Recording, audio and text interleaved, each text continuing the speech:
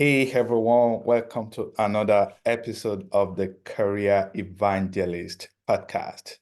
I'm excited today because we have an awesome guest, Donna McCullough, an expert in the field of career development with over a decade of experience and a robust background in career coaching and with international perspective. Donna brings a fresh and dynamic approach to guiding individuals towards their dream career. So if you are looking to upskill your career, you are going to want to stick with us today. I'm pumped to have Donna with us, and I'm excited to explore the latest insights and strategies for mastering the job search process and achieving the career fulfillment. Without further ado, I welcome my guest, our guest, Donna. Hey, Thank you so Donna. much. Hi, I'm so pleased to be here today with you. I'm excited. Thank you very much for honoring us and for being on the show with us today. Um, can you go ahead and introduce yourself to my listeners so that they can know who you are? Absolutely. And thank you for the opportunity. I am a certified career services provider and also a global career development facilitator and founder of my own career consulting company, Claravia Consulting. I bring my education with me, which is an MBA. And as you mentioned, an international perspective. I've lived in 4 countries during my lifetime at this point. Maybe it'll be more. We never know. But what I love to do is bring my background of what I know to be best practices for not just career coaching, but also for the job market and what it means to be out there looking for a job, and also what it means to be part of the business world and how to keep growing professionally as you are in your career. I love to work one-on-one with clients, and I also work with different organizations to provide workshops and group coaching. So that's a little bit about me. No, that's awesome, Donna. I'm passionate about, connecting people with their next role. And whenever I have guests like you that have expertise in that domain, I'm excited because I Awesome. know we are helping people. You mentioned the job market. So what's the outlook out there today? I know a couple of organizations, they are announcing layoff. I don't know if it's the employee Yeah. market or employer market. So what's the outlook right now in your? Well, something that I'm going to start with that whenever we start talking about the job market, employability, different industries, what the economy is doing is I always get in trouble for this, but I always say you can be the type of person who is going to find a job in any economy. Mhm. Or you can choose to be the type of person who won't find a job in any economy. So, yes, the economy is important. Different industry ups and downs are important. Making sure you know about mass layoffs and all of that. Like we heard about yesterday or the last couple of days, a couple other high tech companies had more layoffs. That Yeah. is important. You need to know what's going on, but you have the power to take charge of your own career path. So there are people who do very well in a down economy finding a job. Yeah. They're determined. It's not easy. They get help. They find resources. They work really hard and they make it happen. And then there's people who you'd think in an up economy, it'd be easy to get a dream job or whatever job they want. If they're not putting in the work, it's not going to come for them. That's right. So I always like to start that way. And some people really like that reaction and some people don't. But that is my take on it. And it's what I've seen over my 15 plus years of practice. That said, it looks like even though we have been hearing about these tech layoffs, really the high tech industry still is looking pretty good in terms of employment outlook. We're seeing demand in renewable energy.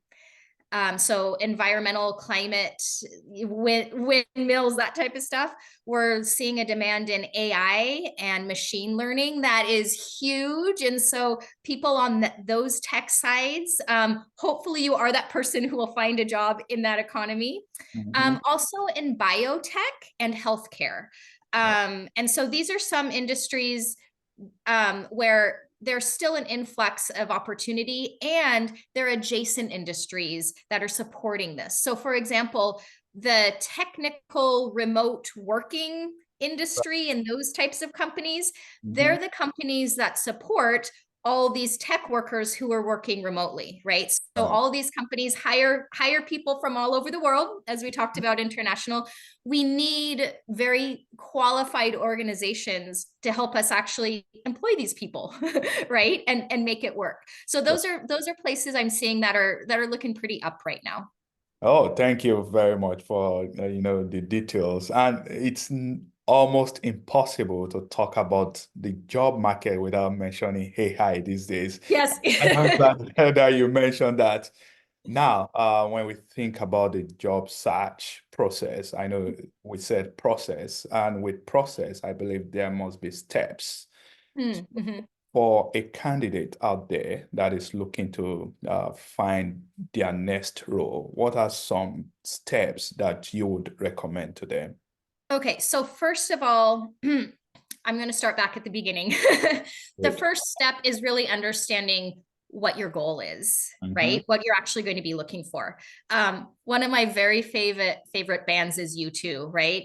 I still haven't found what I'm looking for. Well, you can't find it if you don't know what it is. That's right. So when I work with my clients, some people do have the luxury to take a little bit of time and really reassess and reevaluate, do some soul searching, do some discovery, and figure out, do I want to stay in my typical industries? Are there other passions that I want to pursue as a career? So the very first step is to identify areas so that you know what you're looking for, and then you can find it. So that's step number one. Some ways to do that. First of all, using your current network. So at some point in a person's professional life, they are so well connected. I Right. mean, we can think back to people we went to university with or grad school, former colleagues who we might still keep in touch with, all of our LinkedIn connections. Right. So our network is a huge support and huge resource, right? Obviously, we kind of mentioned it's important to know what the economy is doing, what industry news are. So to be able to kind of do your industry research, for some people, their values might lead them to, I am going to be aiming for industries that have a really good employment outlook, that might have higher pay, right? They might be going, okay, I think I could switch over to AI right now and machine learning, right? So Right. to kind of know what you're dealing with, that is absolutely step one. Okay. Okay. No, that's good. Now, when we think about the process, I'm sure there are some people also having certain misconception about the job search process. Mhm. Can you share with us some of those misconceptions that you've heard from people? I really appreciate this question, because I think we make a lot of assumptions in our own brain. And how would we know that they're wrong if someone maybe who's gone through it hasn't told us? But a lot of times we don't even verbalize stuff. So to get this misconception idea, I love that. So number one is that people think they have to go through their job search alone. It's not a fun thing if you're laid off, or it's not a fun thing if you relocate and you're like really trying to find a job. And I think we tend, in this social media world, we tend to only want to put the happy, shiny, fun stuff out there. But it's very important to know that you have resources, and usually those are people who are able to help you, right? And so to try to go at something alone, you don't know what you don't know. This includes certain job search strategies, right? Certain help that you might get from a career coach or from someone who knows you well, someone who might be working in human resources or a certain industry, so you can connect. but people love you, right? You have family members or you have friends or you have former colleagues that really want to help. So Right. a part of not going at it alone is letting your network know. And I say this in kind of a formal network way, but really the people who care about you know. They Mhm. want to know how you're doing and what you're aiming for and how they can help you. So Yeah. if you don't say, hey, did you know that I'm looking at changing careers or changing jobs, or, I was part of that layoff that you heard at this company. If you ever happen to hear about these types of jobs, or if you ever have an in at this company, please just let me know. That'd be super helpful. I'm sure you and I, in our roles, we get to help people all the time, and it feels so good. That's right. So it's not like you're asking a favor from someone that's super Mhm. cumbersome. If they Right. can help you, they will, and then they'll feel great too. So actually, that is my number one thing. People think that they have to go out at this alone, and they do not. In fact, it's the opposite. You want your tribe around you to really support you. No, that's very good. Your tribe. You've Yeah. talked a lot about networking, Yes. and people know your friends, your family, those that you attended universities with. Mhm. So we have to let them know. Now, outside of these immediate people, maybe you can call them your first connection, the people Mhm. you interact with regularly. I know that networking does not end there. There are us other people too that we have second degree of connection with. What are some effective networking tips that we can use to connect and let those people know that, A, we are in the market and we are looking for our next role? Yeah, absolutely. And I love that you stress how important networking is. There's different numbers floating out there, but I think we pretty much agree on about 80% of the jobs are attained through this job seekers network. Yeah, So that could mean that, a connection on LinkedIn posted a job and they found it. Or it could mean that they use their university's platform and they found a different alumni who helped them get into a role. It yeah, could mean that they actually reached out to the hiring manager and they made that personal connection for a job they were applying to. But right. those are all different types of networking, right? Mhm. Um, there's this concept called weak ties.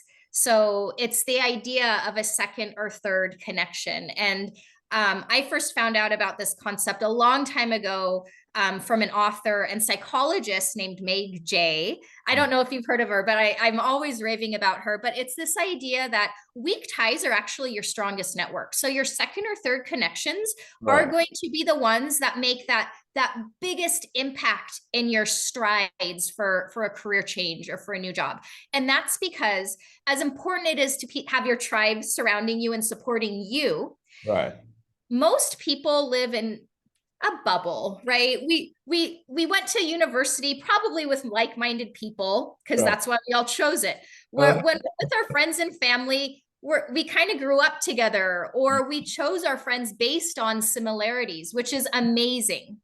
However, if you're trying to expand your network and maybe get into some companies or learn some things about different industries that you don't know very well, chances are it's going to be those weak ties or those second or third connections because they don't have quite as much in common. You need to really push yourself to expand. So, one of the best things to do as you're going through a job search is whenever you find a job you are interested in, try to find the hiring manager or someone on that team to reach out to. This would be considered a weak tie or a second, third, or maybe a not even a connection that LinkedIn can track, right? But obviously, when you're looking on LinkedIn for a job, oftentimes the recruiters will have their information there. That is an invitation for the job seeker to reach out and to try to establish an actual person to person relationship and not just paper to paper relationship. right. There's a lot of other online ways that you can find people who would be part of that team, or maybe a director or someone hiring or human resource, which is through LinkedIn, maybe the company's own website. Maybe you're able to find them on Twitter or X. But if you're able to reach out via online sources, that is probably the easiest way. And the easiest catalyst to think about that is anytime I see a job that's really cool, I'm going to try to connect with somebody at that company or hiring for that job. I So like an that. easy way to give yourself a strategy. That's very good, Donna. Thank you very much for sharing that.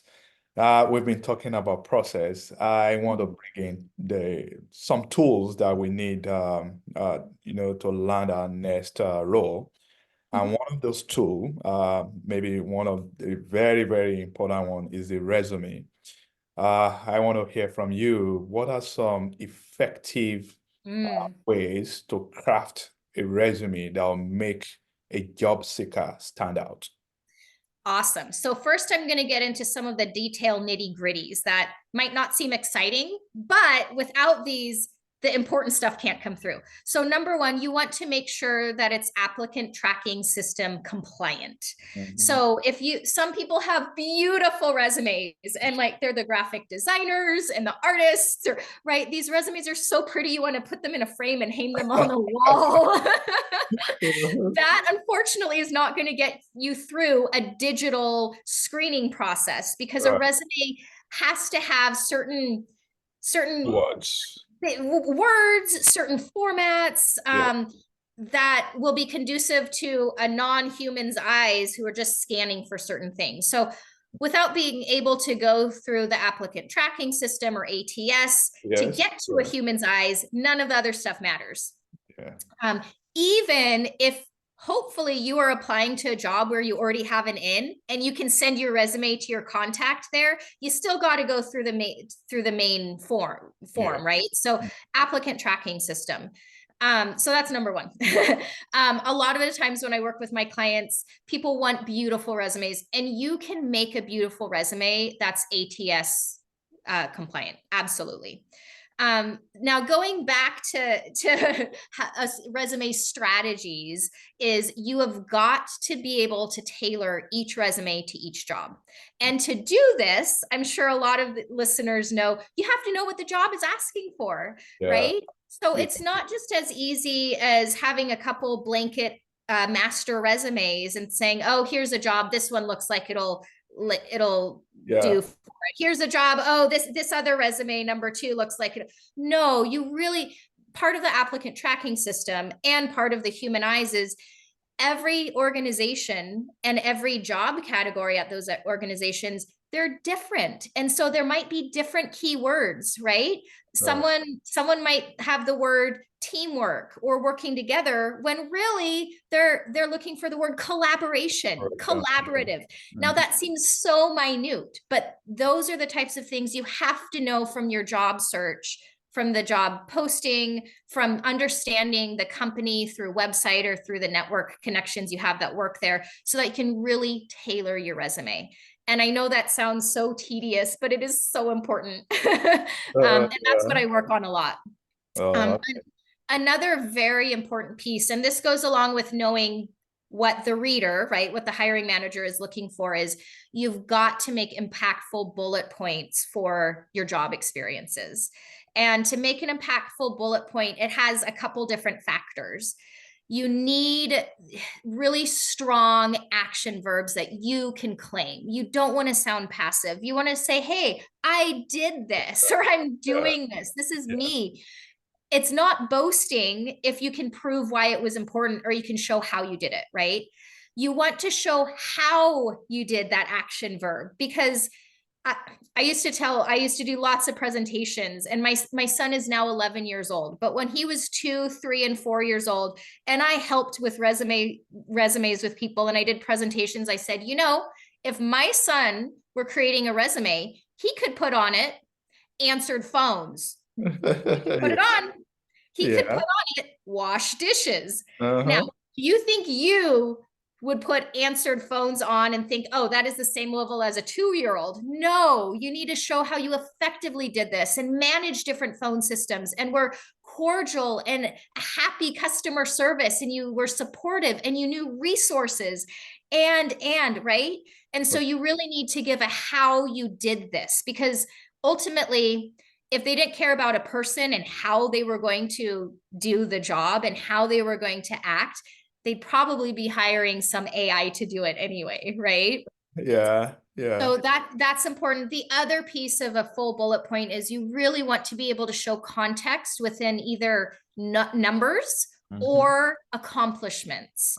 So sometimes we have wonderful accomplishments and people say, "Oh, but I don't have a number for that." It's okay to use qualitative accomplishments, right? Maybe you gave a presentation and you got a standing round of applause. That is a great accomplishment. That gives context to what you can do. Yeah, so good. I like that idea about qualitative accomplishment because Yeah. I've always been thinking about quantitative Yeah. accomplishment. So thank you very much for, adding that for us to know. Now, I know you have your career services that you use to support job seekers. What are some things that you do? I heard you say, oh, resume, maybe creating resume, that maybe that's one of them. What are the other ways that you use to support job seekers? Absolutely. And so I'm a certified career coach. I have 15 plus years working in the realm of career development. And so, depending on one-on-one coaching, right, an individual, we will start from wherever their starting point is. For some individuals, it's really starting that background, like I mentioned before, that career discovery. What do I actually want to be doing? And is this something I can attain? And how might I attain that? So some of it is really the career exploration, sorting through values, sorting through different industries and what that might mean. So it's kind of a little bit of soul searching, right? To find what your calling might be, or different callings. Most people have more than one thing that they're interested in, right? Absolutely. So we'll start with that. Sometimes I just jump in right into the job search. So I work with resumes, cover letters, interviewing, elevator pitches, other types of professional development. And then I have the pleasure of also getting to work with different organizations.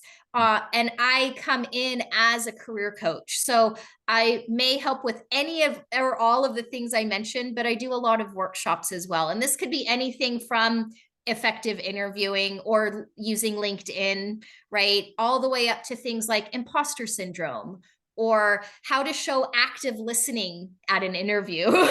So it could be anywhere through that professional development. Oh, that's good. Yeah, it's Now, very exciting.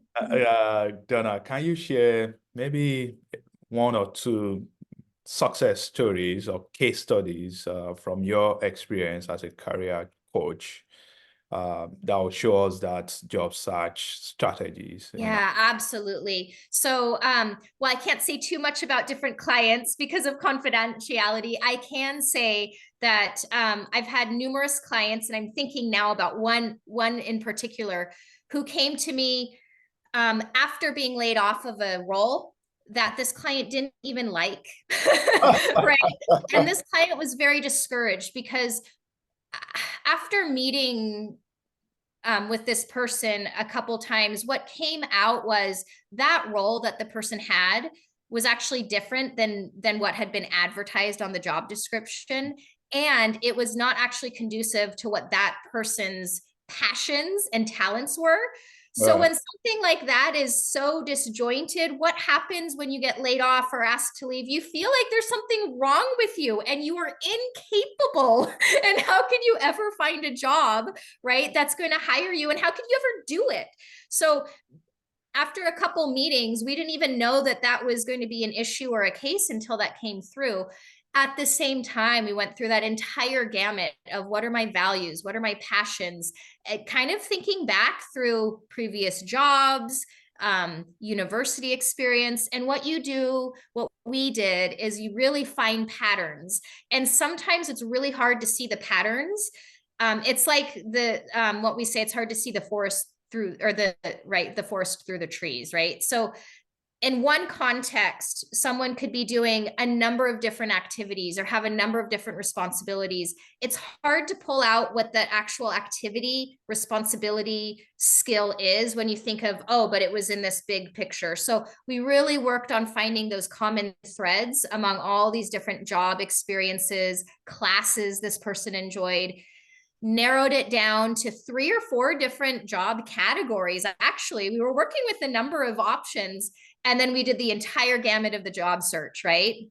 Mm. And resume iteration after resume iteration and back and forth. This person was so determined. And I didn't even, a lot of the times as a career coach, you're helping someone take responsibility and helping them be proactive. And you're that support and that cheerleader. This person didn't need it. This person was like, I am going to do this. Yeah, that's someone that is But motivated, that's what I right? would hope, that Yeah. working, any career coach could work with a client to Mhm. the point where the client is, I am excited and I feel like I can do this, right? So Right. ultimately, this person got a job and has been promoted a couple times since, within a couple months. Wow, So that is exactly why we do what we do, right? Their success is amazing as we see them follow through with it. no, that's a good story. Thank you for sharing that. Um, Looking for a job can be frustrating sometimes. Being in a job that we don't like can be discouraging. Now, Donna, what advice do you have for candidates who may be struggling with rejection or lacking responses, and maybe they are not making progress in their job search endeavor? Oh, this is so important. Thank you for asking this question. I have a lot of opinions on it, but I'll try to I'll try to keep them fairly contained. So, number one, it's easy for you and I to talk about this if we're not in that position. Yeah. Um, and it might, if somebody's in it, it's easy to say, but you don't know what it really feels like. And that's correct. I don't know what it feels like for each individual person. What I can say, having gone through it in the past and having worked with a lot of people, is do your best to stay objective. It is almost never a response to you personally. Mm. There's nothing, usually typical, there's nothing wrong with you. It's that you don't, first of all, it might just not be a fit, right? And that is where, especially working with a career coach or someone who is in employment services or HR, can really start determining, okay, what have you been applying to? Right. And is this even a fit? And where are the gaps? The other thing is, it's really important to take this viewpoint of, here's the job search process, right? Where am I typically getting stuck? Am I submitting resumes and they're getting rejected? That would be an indicator it's time to hire someone or ask for help on reviewing and revitalizing your resume, tailoring it more, understanding more, right? And so really diving into resume work, because you wouldn't know what other places you might get stuck until you get past that first place, right? Right. A lot of career coaches, we end up doing that a lot, right? Because there's so many resumes from so many people being tossed around to all these different jobs. It's easy, if it's not a top resume, right, to be whittled out. So see where you're at in the process. There's other people I've worked with who have had amazing resumes, but they can't seem to pass. They say, I keep getting interviews and I'm always the top 2 or 3 candidate. I'm never the one they offer it to. Then we work on their interviewing and how to handle that. Mm. So something you've got to do, number one, it is not personal, most likely, most of the cases. And number two, figure out what is stopping you, the typical stopping point, and address that. Okay. Okay. So good. Now, as we are wrapping it, Donna, I have some rapid fire questions. Oh, okay. You're gonna put me on the spot. Let's see how I do. So, what's your favorite book that you've read Oh recently? my goodness. Okay. This is actually funny. This is not going to be very rapid. I'm sorry. I was just reorganizing books and bookcases, and we got new shelving up. So I just went through all of these really crazy books. Yeah. That's funny. Um, Books that I really enjoy are actually, that I read every night. I read a little bit every night, are the Melody Beatty books, which is self-help life guru. She is amazing. You can read a little bit every night. There's one for each day, and that will help you in a lot of different ways in your life. Oh, I'm gonna have to check that out because Please, I don't please think find her. Yeah, I will. she's written a lot of books. She has amazing experience. Okay, that's good. Morning person or night owl? Oh, morning. Morning. Good. Absolutely. Yes. Dogs or cats? Cats. Cats. Okay. Yeah, absolutely cats. Best piece of career advice you've ever received? Oh my goodness. This wasn't actually career advice. It was advice from my mom that I apply to careers. Okay, I like that. Totally different context. I was like a teenager when she said this, or younger. She said, just do the hard thing. Just do it. So she was saying, just tackle what's hard. It's not great. If it's not easy, that's okay. You still have got to do it. So that could be in your job search, an introvert reaching out to someone for a networking connection, That's right? hard. That can be hard. It could be Yeah. at work where you are like, should I ask to take on this extra project? It'd be great, but can I do it? Just do the hard thing. You will appreciate it later.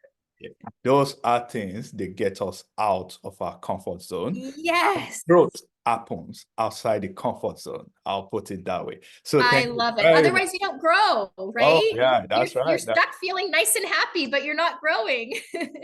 So finally, where can my listeners find you? Oh, thank you so much. So they can find me on LinkedIn, Clara Via Consulting. They can also find me on my website. So all you have to do is search Clara Via Consulting and it should come up. But LinkedIn is the easiest way. And then from there, you can pop onto my website. I will sure leave your links on the show Oh, notes. thank you. Thank you very much, Donna. I enjoyed this episode, and I know my listeners, they will find it highly beneficial. Thank Well, you. it was such a pleasure, and thank you for chatting with me. All right. Have a good one.